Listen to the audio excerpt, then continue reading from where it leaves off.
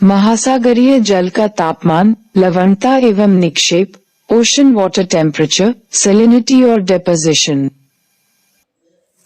महासागरीय जल का तापमान। धरातल पर विद्यमान संपूर्ण जल का लगभग 97% भाग महासागरीय जल के रूप में है। इस जल के दो सबसे महत्वपूर्ण गुण हैं तापमान एवं लवणता। सागरीय जल के तापमान का वास्तविक स्रोत सूर्य है, जिससे प्राप्त होने वाली सूर्यातप की मात्रा का महासागरीय जल द्वारा अवशोषण कर लिया जाता है। ये तापमान महासागरीय जल के एक महत्वपूर्ण भौतिक गुण के रूप में कार्य करता है, क्योंकि इससे ही महासागरीय जलराशियों का परिसंचरण तथा उसकी अन्य विशेषताएं नियंत्रित की जाती हैं। महासागरीय जीवों तथा वनस्पतियों के प्रकार, उनका जीवन तथा वितरण तापमान से ही सर्वाधिक प्रभावित होते हैं। सामान्यतः महासागरीय जल का तापमान लगभग -5 डिग्री सेल्सियस से 33 डिग्री सेल्सियस तक रहता है। सूर्यातप का सर्वाधिक अवशोषण जल की ऊपरी सतह द्वारा ही किया जाता है। वर्सेली महोदय ने सूर्यातप का अवशोषण करने वाली जलीय सतह की गहराई 1 मीटर बताई है, जबकि उसके नीचे तापमान में क्रमशः कमी आती जाती है। इसी प्रकार जलीय भाग के तापमान में स्थानिक एवं सामयिक रूप में भी अंतर पाया जाता है। महासागरों की तापमान संरचना। महासागरीय जल की तापमान संरचना मध्य तथा निम्न अक्षांशों में 3 स्तरीय प्रणाली के रूप में विद्यमान है। ऊपरी परत, ये परत सागरीय जल की सतह से 500 मीटर की गहराई तक होती है। इसका औसत तापमान 20 डिग्री सेल्सियस से 25 डिग्री सेल्सियस तक होता है। ये परत उष्णकटिबंधीय महासागरों में वर्ष भर रहती है, परंतु मध्य अक्षांशों में ग्रीष्म काल में ही विकसित होती है। थर्मोक्लाइन परत, मध्य परत, ये ताप प्रवणता कहलाता है। इस परत में गहराई बढ़ने के साथ तापमान तीव्र गति से घटता है। निम्न अक्षांशों में ये धीरे धीरे घटता है। इस परत की मोटाई 500 मीटर से 1000 मीटर तक होती है। तृतीय स्तर, इस परत का विस्तार महासागरों में 1000 मीटर की गहराई से तली तक होता है। इस परत में गहराई के साथ तापमान परिवर्तन की दर बहुत कम होती है। आर्कटिक और अंटार्कटिक अक्षांशों में तल का तापमान 0 डिग्री सेल्सियस होता है। महासागरीय जल के तापमान को प्रभावित करने वाले कारक। अक्षांश भूमध्य रेखा पर महासागरीय जल का तापमान अधिकतम तथा ध्रुवों पर न्यूनतम होता है। जब हम भूमध्य रेखा से ध्रुवों की ओर बढ़ते हैं तो तापमान घटता जाता है। इसका कारण ये है कि सूर्य की किरणें ध्रुवों की ओर तिरछी होती जाती है। भूमध्य रेखा से 40 डिग्री उत्तर तथा दक्षिण अक्षांशों के मध्य महासागरीय जल का तापमान वायु के तापमान से कम किंतु 40 डिग्री से ध्रुवों के बीच अधिक रहता है।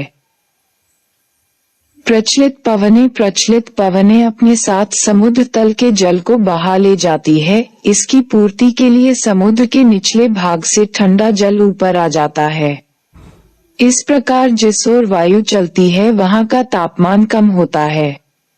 इसी कारण से उष्णकटिबंध में सन्मार्गी या व्यापारिक पवनों के प्रभावाधीन महासागरों के पूर्वी भागों में समुद्री जल का तापमान कम तथा पश्चिमी भागों में तापमान अधिक होता है। जल एवं स्थल के वितरण में असमानता। उत्तरी गोलार्ध में स्थल की अधिकता तथा दक्षिण गोलार्ध में जल की अधिकता के कारण उत्तरी गोलार्ध में महासागरों का तापमान दक्षिणी गोलार्ध के महासागरों के जल के तापमान से अधिक रहता है। ठंडे स्थलीय भाग महासागरों के तापक्रम को घटा देते हैं। स्थल खंडों से घिरे हुए महासागर का तापमान ग्रीष्म ऋतु में अधिक तथा शीत ऋतु में कम होता है। इसीलिए स्थल से घिरे जलीय भाग शीघ्र गर्म और ठंडे हो जाते हैं। महासागरीय धाराएं गर्म धाराएं तापक्रम को अधिक तथा ठंडी धाराएं तापक्रम को कम कर देती है। जैसे गल्फ स्ट्रीम धारा उत्तरी अमेरिका के पूर्वी तट तथा उत्तर पश्चिम यूरोप के पास सागरीय तापक्रम को बढ़ा देती है। इसी प्रकार क्यूरोशियो धारा एशिया के पूर्वी भाग से गर्म जल को अलास्का तक ले जाती है। इसके विपरीत ठंडी धाराएं तापक्रम को नीचा कर देती है। उत्तरी अमेरिका के उत्तर पूर्व तट पर लेब्राडोर ठंडी धारा के कारण तापक्रम हिमांक के पास पहुंच जाता है। लवणता अधिक लवणता वाले जल अधिक ऊष्मा का शोषण करता है, जबकि कम लवणता वाले जल कम ऊष्मा का शोषण करता है। इसीलिए अधिक लवणता होने पर जल का तापमान अधिक तथा कम लवणता होने पर जल का तापमान कम होता है। अन्य महत्वपूर्ण कारक तूफान, चक्रवात, हरिकेन सागरीय तापक्रम को प्रभावित करते हैं, परंतु इनके द्वारा दैनिक तापक्रम पर अधिक प्रभाव पड़ता है।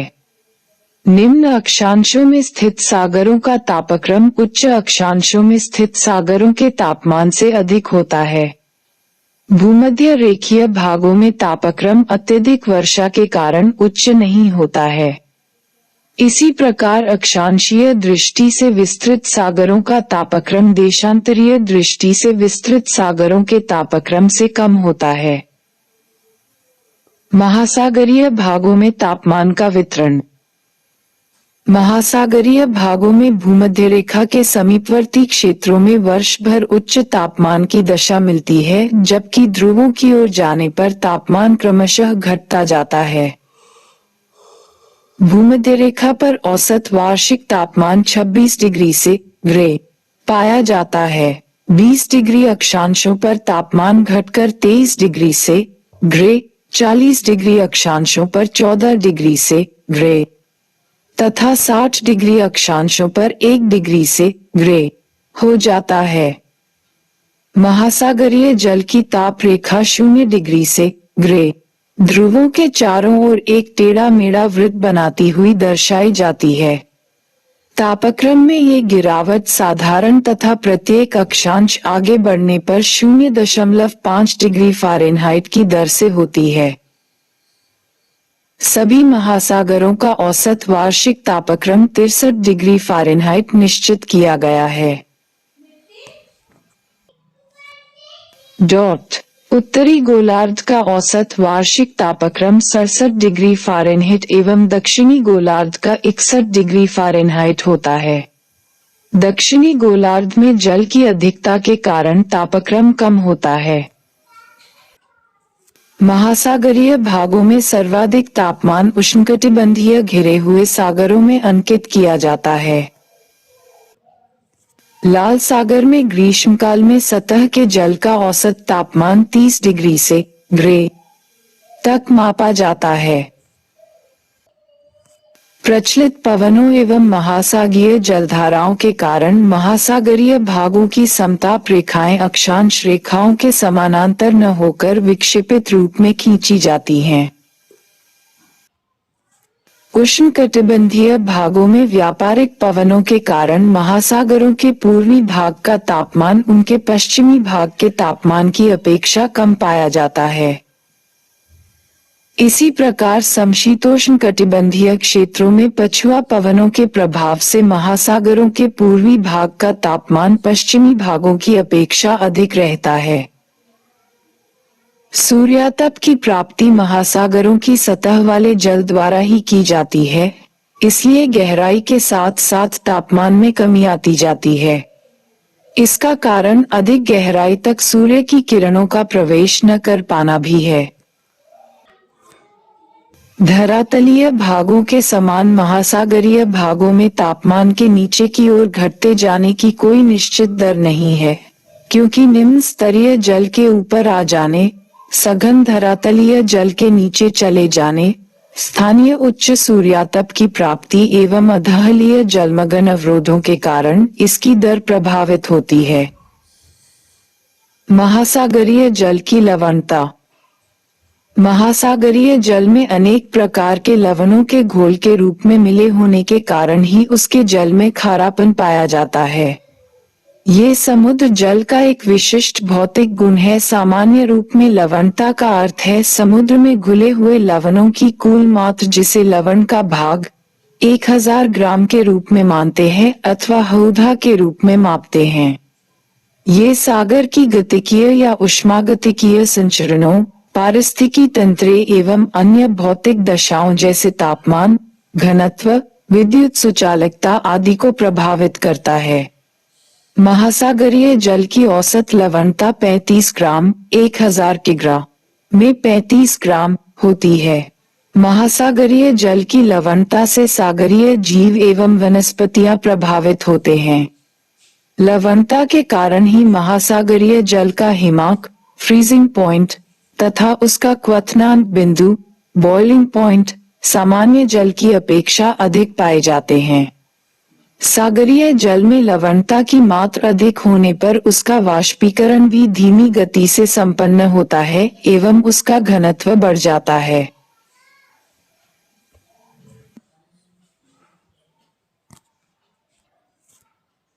महासागरीय जल की लवणता में स्थानिक अथवा कालिक दृष्टि से अंतर मिल सकता है।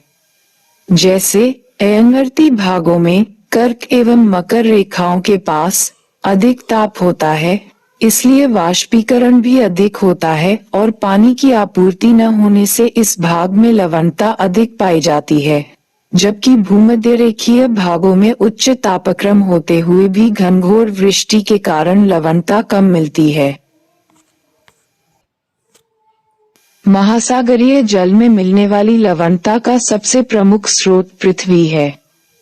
महासागरों की उत्पत्ति के समय ही अधिकांश लवण उसके जल में घुल गए।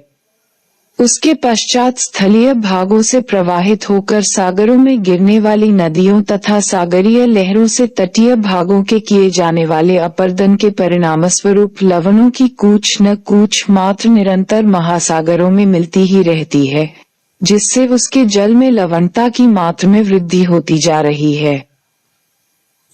महासागरों में लवणता का वितरण। महासागरीय जल में लवणता का वितरण क्षैतिज तथा ऊर्ध्वाधर दोनों रूपों में पाया जाता है। क्षैतिज रूप में विभिन्न स्थानों पर सागरीय जल की लवणता की मात्रा में विभिन्नता पाई जाती है। सामान्यतः सर्वाधिक लवणता वाले क्षेत्र अधिक वाष्पीकरण एवं कम वर्षण वाले भागों में मिलते हैं। स्वच्छ आकाशीय दशा, उच्च तापमान की प्राप्ति तथा नियमित व्यापारिक पवनों के कारण तीव्र गति से वाष्पीकरण की क्रिया होती रहती है। अयनवृत्तों के दोनों तरफ भूमध्य रेखा तथा ध्रुवों की ओर लवणता की मात्रा में कमी आती जाती है। अयनमंडलों के समीप अटलांटिक महासागर में जहां 37% लवणता पाई जाती है, वहीं भूमध्य रेखीय क्षेत्र में इसकी मात्रा 35% ही है।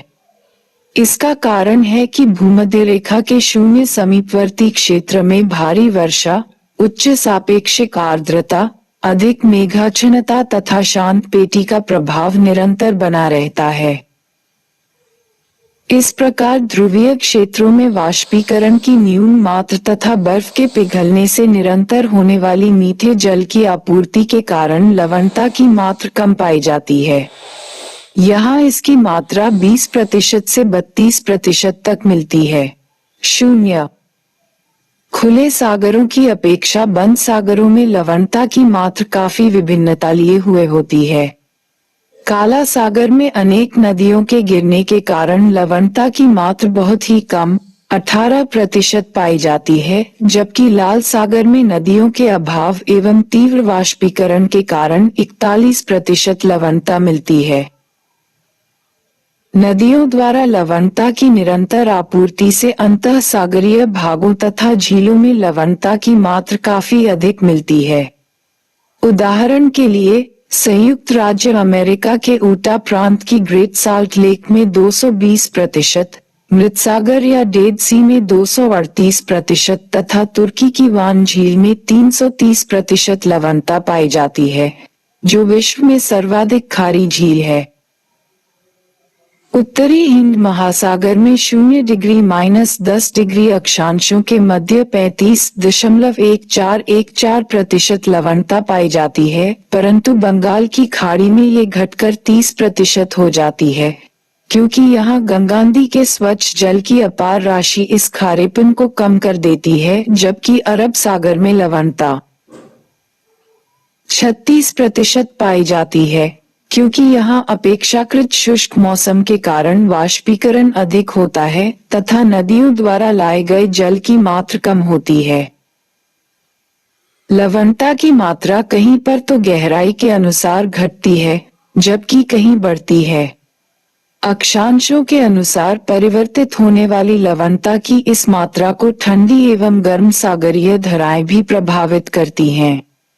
जहां उच्च अक्षांशीय क्षेत्रों में गहराई के साथ लवणता की मात्रा में वृद्धि परिलक्षित की जाती है, वहीं मध्य अक्षांशीय भागों में सामान्यतया 35 मीटर की गहराई तक इसमें वृद्धि होती है, जबकि उसके नीचे न्यूनता आती जाती है। भूमध्यरेखीय क्षेत्रों में जलीय सतह की लवणता कम होती है 34%, जो नीचे जाने पर बढ़कर 35% हो जाती है। महासागरीय निक्षेप, ओशन डिपॉजिट्स। महासागरीय नितल पर मिलने वाले अवसादों के आवरण को महासागरीय निक्षेप, ओशन डिपॉजिट्स कहते हैं। ये अवसाद सघन रूप में महासागरीय तली पर जमे रहते हैं। इन अवसादों की प्राप्ति चट्टानों पर निरंतर क्रियाशील परिवर्तनकारी प्रक्रमों के कारण उनके अपक्षय एवं अपरदन से प्राप्त होने वाले अवसादों तथा महासागरीय जीवों एवं वनस्पतियों के अवशेषों से निर्मित होती है। महासागरीय निक्षेप असंगठित रूप में ही तली पर विद्यमान रहते हैं, न कि अवसादी चट्टानों के रूप में। इन अवसादी निक्षेपों की प्राप्ति धरातल पर प्रवाहित होने वाली नदियों, पवनों तथा ज्वालामुखी उद्भेदनों से होती है।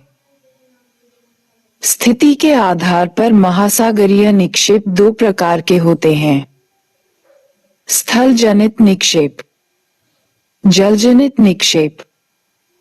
इनमें स्थलजनित निक्षेपों की प्राप्ति मुख्य रूप से स्थलीय भागों से लाए गए अवसादों से होती है, जबकि जलजनित निक्षेप सागरीय जीवों के अस्थिपंजरों एवं वनस्पतियों के अवशेषों से निर्मित होते हैं। दोनों प्रकार के निक्षेपों में कुछ अंश तक एक दूसरे की विशेषताएं समाहित रहती हैं। स्थलजनित निक्षेप जहां पुनर्तः चट्टानी अवसाद चूर्ण ही नहीं होते, वहीं अगाध सागरीय निक्षेपों में भी चट्टानी चूर्ण स्वाभाविक रूप में मिले रहते हैं।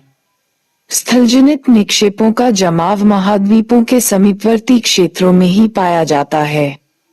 जलजनित कणों की बनावट, रासायनिक संगठन तथा संरचना के आधार पर स्थलजनित पदार्थों को 3 उपवर्गों में रखा जाता है।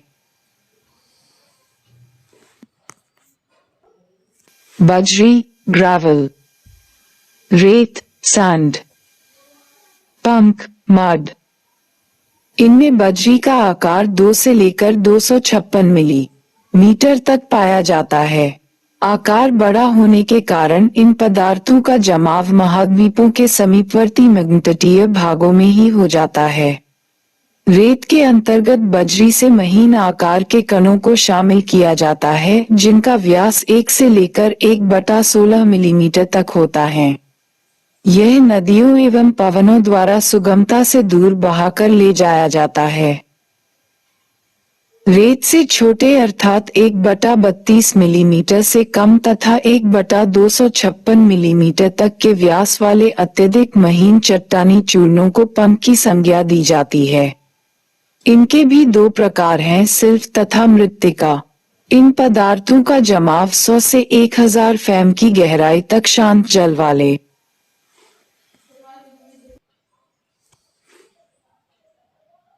भागों में होता है। महासागरीय नितल में मिलने वाले जीवों एवं वनस्पतियों के अवशेषों से निर्मित पदार्थों को जैविक निक्षेपों के अंतर्गत रखा जाता है। इनका दूसरा नाम कार्बनिक पदार्थ भी है। पेलजिक निक्षेप या जल जल जनित निक्षेप के अंतर्गत उन निक्षेपों को समाहित किया जाता है जो महासागरीय जीवों और वनस्पतियों के अवशेषों तथा कार्बनिक पदार्थों के निक्षेप से बनते हैं।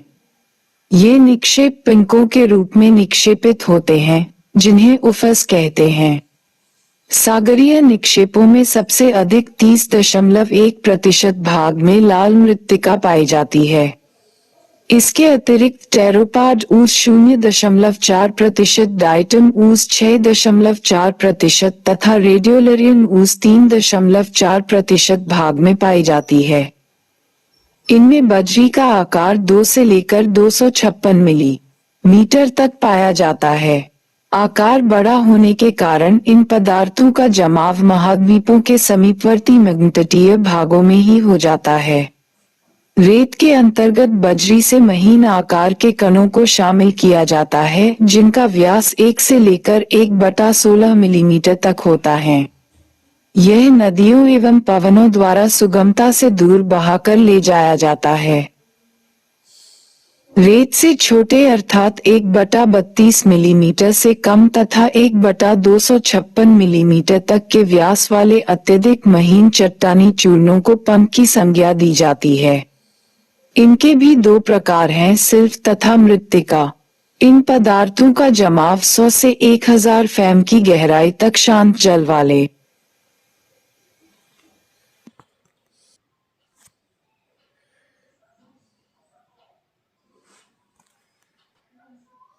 भागों में होता है। महासागरीय नितल में मिलने वाले जीवों एवं वनस्पतियों के अवशेषों से निर्मित पदार्थों को जैविक निक्षेपों के अंतर्गत रखा जाता है। इनका दूसरा नाम कार्बनिक पदार्थ भी है। पेलजिक निक्षेप या जल जल जनित निक्षेप के अंतर्गत उन निक्षेपों को समाहित किया जाता है जो महासागरीय जीवों और वनस्पतियों के अवशेषों तथा कार्बनिक पदार्थों के निक्षेप से बनते हैं। ये निक्षेप पिंकों के रूप में निक्षेपित होते हैं जिन्हें उफस कहते हैं। सागरीय निक्षेपों में सबसे अधिक 30.1% भाग में लाल मृत्तिका पाई जाती है। इसके अतिरिक्त टेरोपाड ऊस 0.4%, डाइटम ऊस 6.4% तथा रेडियोलरियन ऊस 3.4% भाग में पाई जाती है। स्मरणीय तथ्य: समुद्र का जल सौर विकिरण से ऊष्मा प्राप्त करके गर्म होता है जिससे उसका तापमान बढ़ता है। समुद्री जल के तापमान में समय और स्थानिक विभिन्नता पाई जाती है। सागरीय जल का तापमान अगस्त में सर्वाधिक तथा फरवरी में न्यूनतम रहता है। महासागरीय जल की सतह का औसत दैनिक तापांतर नगण्य 10°C होता है। महासागरीय जल का अधिकतम तापमान दोपहर 2 बजे एवं न्यूनतम तापमान सुबह 5 रहता है। तापमान के अंतर के कारण ही महासागरीय जल में संरचन होता है, समुद्री लहरें तथा धाराएं चलती हैं। समुद्री जल के तापमान पर ही समुद्री जीव जंतु तथा वनस्पति निर्भर करते हैं। विश्व के अधिकतम मत्स्य क्षेत्र उन क्षेत्रों में हैं, जहां समुद्री जल का तापमान अनुकूलतम होता है। समुद्री जल की लवणता जल की संपीनता, घनत्व, सूर्यताप का अवशोषण, वाष्पीकरण तथा आर्द्रता को निर्धारित करती है। लवणता की मात्रा जल की बनावट तथा संचरण, जीव जंतुओं और प्लवकों के वितरण को भी काफी हद तक प्रभावित करती है। सागर का हिमांक लवणता पर आधारित होता है। अधिक लवणयुक्त सागर देर में जमता है। लवणता अधिक होने पर वाष्पीकरण भी कम होता है। सागरीय लवणता के कारण जल का घनत्व भी बढ़ता है। वर्षा, नदियों के जल तथा सागरीय हिम के पिघलने पर लवणता में ह्रास होता है। वाष्पीकरण, वायुमंडलीय उच्च वायुदाब या प्रतिचक्रवातीय दशाओं के कारण सागरीय लवणता में वृद्धि होती है। ध्रुवीय प्रदेशों में सागरीय जल के जमने तथा हिम के निर्माण के कारण सागरीय लवणता में नगण्य वृद्धि होती है। प्रचलित हवाओं एवं महासागरीय धाराओं के कारण सागरीय लवणता में क्षेत्रीय विभिन्नता होती है। महासागरीय नितल पर विभिन्न स्रोतों से प्राप्त अवसादों के जमाव को महासागरीय निक्षेप कहते हैं। चट्टानों के निरंतर अपक्षय एवं अपर्दन से उपलब्ध अवसादों से तथा जीवों और वनस्पतियों के अवशेषों से समुद्री निक्षेपों का निर्माण होता है। पेलेजिक निक्षेप में जैविक तथा अजैविक दोनों प्रकार के पदार्थ होते हैं। ये समुद्री जंतुओं तथा पौधों के अवशेष होते हैं और अंशतः पवन द्वारा लाए गए ज्वालामुखी धूल से बने होते हैं। समुद्री जल के तापमान पर ही समुद्री जीव जंतु तथा वनस्पति निर्भर करते हैं। विश्व के अधिकतम मत्स्य क्षेत्र उन क्षेत्रों में है जहां समुद्री जल का तापमान अनुकूलतम होता है। समुद्री जल की लवणता जल की संपीनता, घनत्व, सूर्यताप का अवशोषण, वाष्पीकरण तथा आर्द्रता को निर्धारित करती है। लवणता की मात्रा जल की बनावट तथा संचरण, जीव जंतुओं और प्लवकों के वितरण को भी काफी हद तक प्रभावित करती है। सागर का हिमांक लवणता पर आधारित होता है।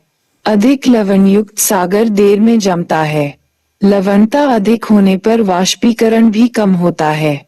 सागरीय लवणता के कारण जल का घनत्व भी बढ़ता है।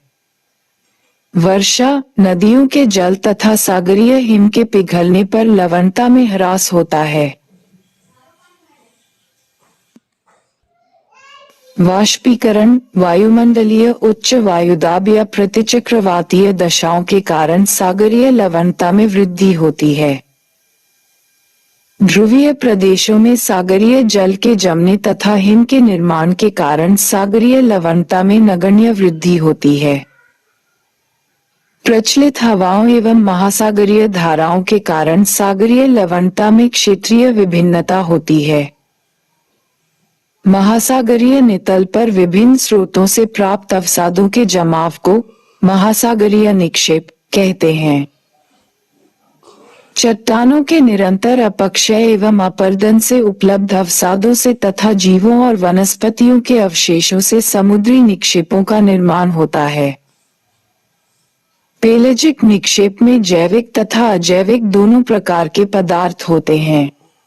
ये समुद्री जंतुओं तथा पौधों के अवशेष होते हैं और अंशतः पवन द्वारा लाए गए ज्वालामुखी धूल से बने होते हैं। चूना तथा सिलिका की मात्रा के आधार पर इसके दो उपवर्ग क्रमशः चूना प्रधान ऊज तथा सिलिका प्रधान ऊज हैं। मोलस्का वर्ग के जीवों को कैल्शियम युक्त कवचों के निक्षेप में शामिल किया जाता है, जिन्हें टेरोपोड ऊज कहते हैं। ग्लोबिजिरिना जीवों के निक्षेप को ग्लोबिजिरिना ऊज कहते हैं। इन निक्षेपों में कैल्शियम की मात्रा लगभग 64% तक होती है।